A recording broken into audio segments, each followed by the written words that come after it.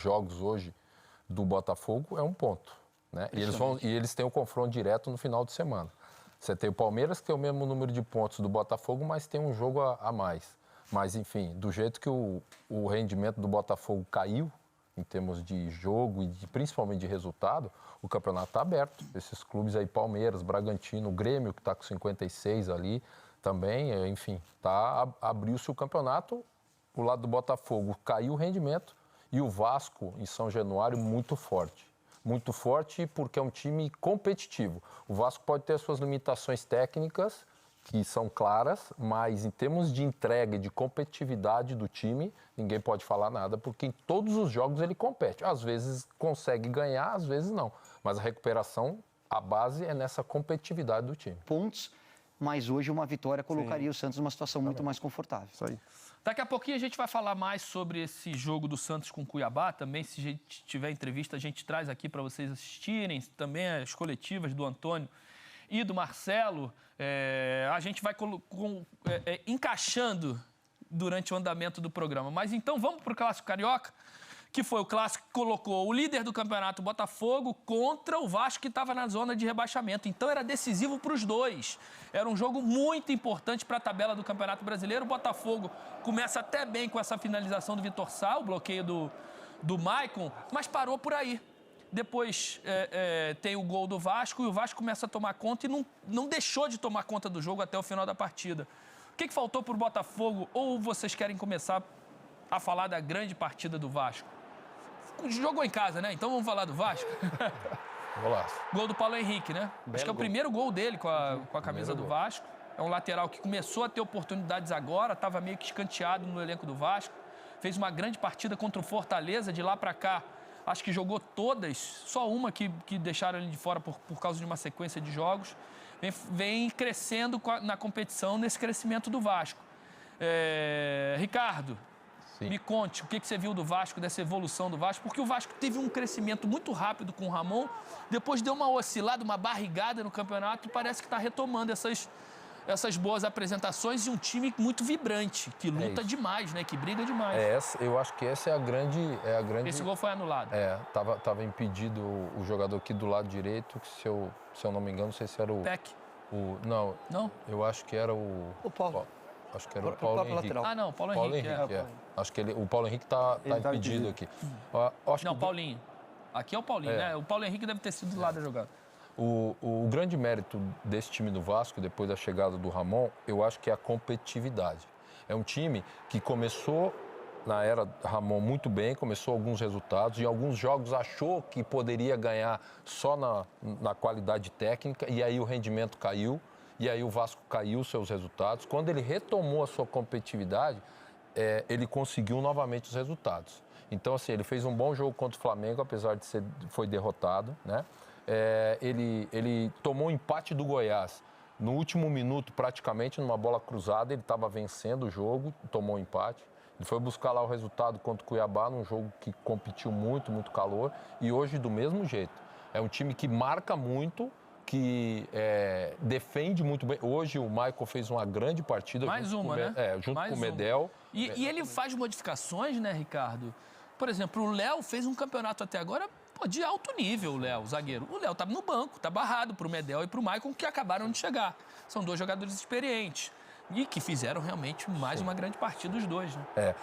Eu acho que, assim, ofensivamente, o Vasco tem o Verratti, que é o centroavante, que precisa ser municiado, mas que essa parte ofensiva do Vasco, ela não tem um desenvolvimento, uma qualidade de criar muitas oportunidades para o centroavante.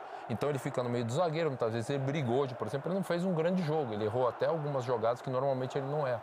Mas ele se isola um pouco, mas o time tem essa característica. Quando o Vasco entendeu que precisa competir e aí jogar no erro do adversário e usar isso aí, ó, isso é um espetáculo, São Januário. O torcedor do Vasco, desde quando o time precisou dessa recuperação, abraçou o time e empurra, joga junto com o time e está fazendo a diferença. Dentro de casa, o Vasco é um time muito forte nessa reta final. Por isso que consegue os resultados. Mas só em cima do que você falou, Roger, isso para mim é treinador. Treinador não é só a questão tática e a gestão de elenco, é você fazer a leitura correta do jogo e entender que num campeonato longo vai ter alguns jogadores que vão cair um pouquinho de produção e você tem que pôr aqueles que estiverem no melhor momento. É o que ele fez com o Maicon.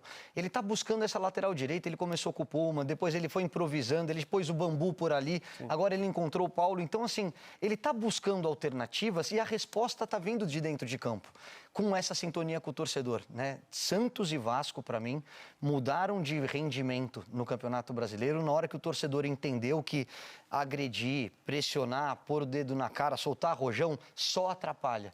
Na hora que houve esse pacto entre arquibancada e campo de jogo, não é por acaso que o rendimento dos dois melhorou e eles começaram a sair dessa zona do rebaixamento. Tem nada garantido, tem que competir o tempo todo, porque são elencos um pouco mais limitados na questão técnica. Mas quando tem essa entrega que o Ricardinho falou, aí você pode voltar a sonhar. O Ricardinho falou sobre essa entrega e sobre essa competitividade que ele voltou a ter nos últimos jogos. Só para lembrar, Dudu, o Vasco tinha perdido para o Flamengo, aí depois fez um jogo muito ruim com o Internacional no meio de semana. E perde o jogo também.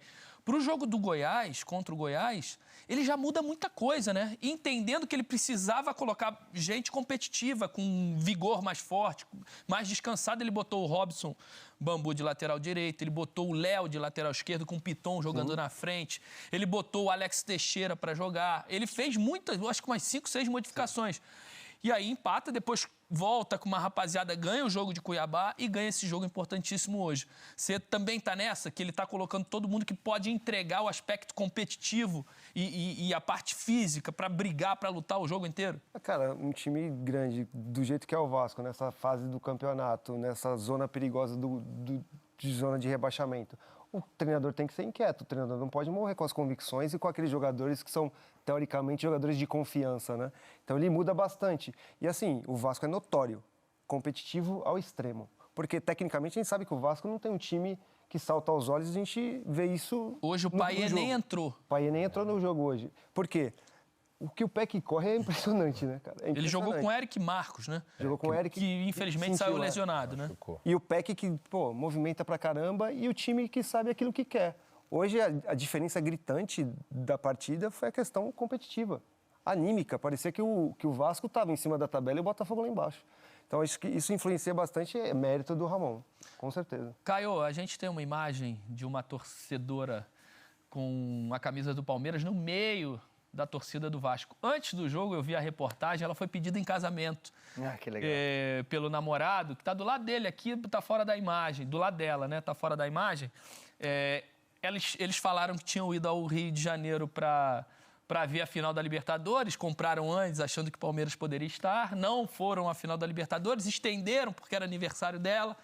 E o rapaz, que eu não vou saber o nome, o rapaz pediu ela em casamento, obviamente ela aceitou e ela assistiu o jogo dentro de São Januário com a camisa do Palmeiras. E Palmeiras e Vasco tem uma relação de irmandade ali. As torcidas se dão muito bem, são clubes irmãos e assim, eu acho muito legal quando a gente mostra cenas como essa. Eu, por exemplo, sou muito fã do Peck. E não é só pela bola que ele joga, é pela situação que ele expôs para o mundo inteiro do Guigui. Do garoto. Mas a do Guigui vale uma vírgula aqui, né? Porque o Guigui postou, eu li, né? Ele cantando o hino do Fluminense, pelo título do Fluminense.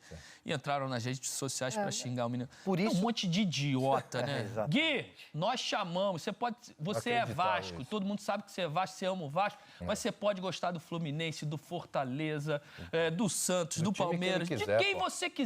Meu irmão, o teu coração transborda amor. É isso, divide isso com todos nós. Não é isso, cara? E se um dia você quiser vir aqui, a gente faz maior questão do mundo de te dar um abraço e te receber aqui no estúdio, viu? Mas é isso, por isso que a gente tem que enaltecer o lado bom do futebol. Um pedido de casamento no meio da torcida, a história do Gui. Esse tipo de movimentação é o que faz o futebol ser essa paixão, essa loucura que ele é. A gente tem que enaltecer cada vez mais as coisas boas. E claro que tem que noticiar quando houver alguma coisa errada. Mas não tem que dar o nome dos caras, a não ser que seja punido. Vai ser preso, que eu acho que a gente precisa mudar há algum tempo já a lei do esporte.